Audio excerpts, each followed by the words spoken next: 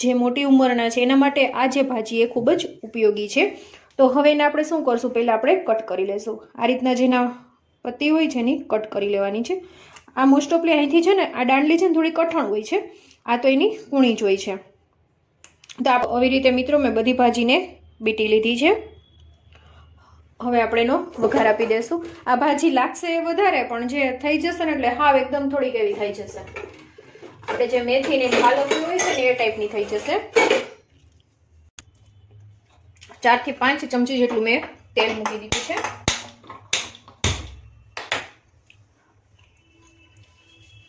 અને સાઈડમાં આની સાથે મારે રોટલા બનાવવા છે, કારણ કે આ જે ભાજી છે ને એની સાથે રોટલા સરસ લાગે છે, એટલે સાઈડમાં હું રોટલા બનાવવાની પણ તૈયારી કરી લઈશ।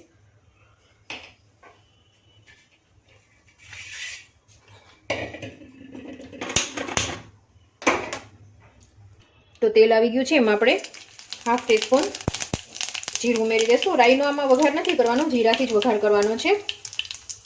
હિંગ ઉમેરી દઈશું, પછી એમાં આપણે ભાજી ઉમેરી દઈશું। ભાજીને મેં પહેલાથી જ વોશ કરેલી હતી, ધોયેલી હતી।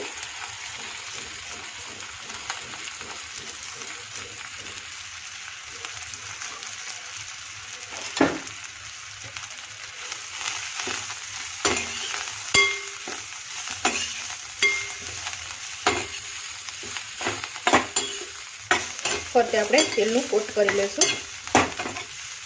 મને હજી તેલ થોડું ઓછું લાગે છે એટલે હું હજી 2 ચમચી જેટલું તેલ ઉમેરું છું।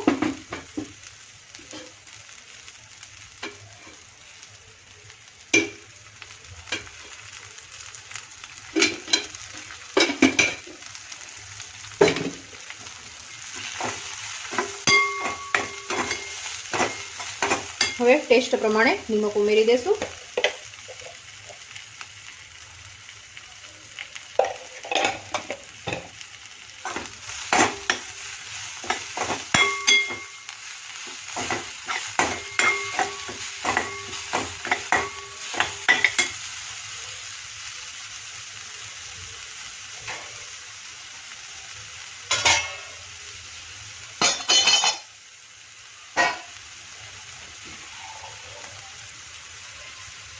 હવે છે ને થોડું અમથું આપણે પાણી નાખીને ઢાંકણ જે ઉપર આપણે ઢાંકી દઈશું, કે નીચે છે ને બળવાનો પ્રોબ્લેમ ન રહે એટલા માટે।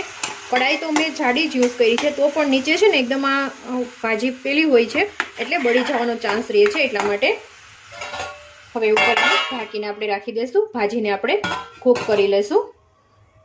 તો 3 મિનિટ જેવું થઈ ગયો છે ટાઈમિંગ, આપણે એને ફરી એને સ્ટર્ન કરી લઈશું, જોઈ લઈશું।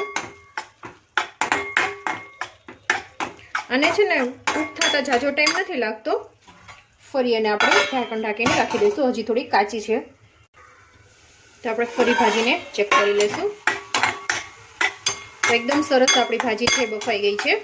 હવે એમાં આપણે મસાલા કરી દઈશું। હવે એમાં આપણે ચટણી ઉમેરી દઈશું। 1 થી 1/2 ટીસ્પૂન ઉમેરું છું, કે થોડું સ્પાઇસી જોઈએ છે, ભાજી થોડી સ્પાઇસી હોય તો મજા આવે છે।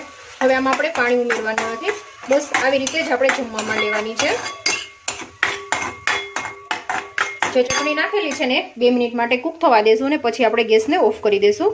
તો આપણી ભાજી બનીને રેડી થઈ ગઈ છે, ગેસ ઓફ કરી દેશું। મિત્રો આપણી જે સુવાની ભાજી છે બનીને રેડી થઈ ગઈ છે।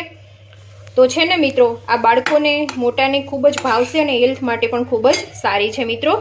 તો આઈ હોપ કે આજની રેસીપી તમને પસંદ આવી હશે। જો આજની રેસીપી તમને પસંદ આવી હોય તો મિત્રો હજુ સુધી મારી ચેનલને તમે સબસ્ક્રાઇબ ન કરી હોય તો મારી ચેનલને સબસ્ક્રાઇબ કરજો, લાઇક કરજો અને શેર કરજો। તો મળતા રહેશું મિત્રો નવા વિડીયો સાથે, નવી વાનગી સાથે। ત્યાં સુધી બાય બાય।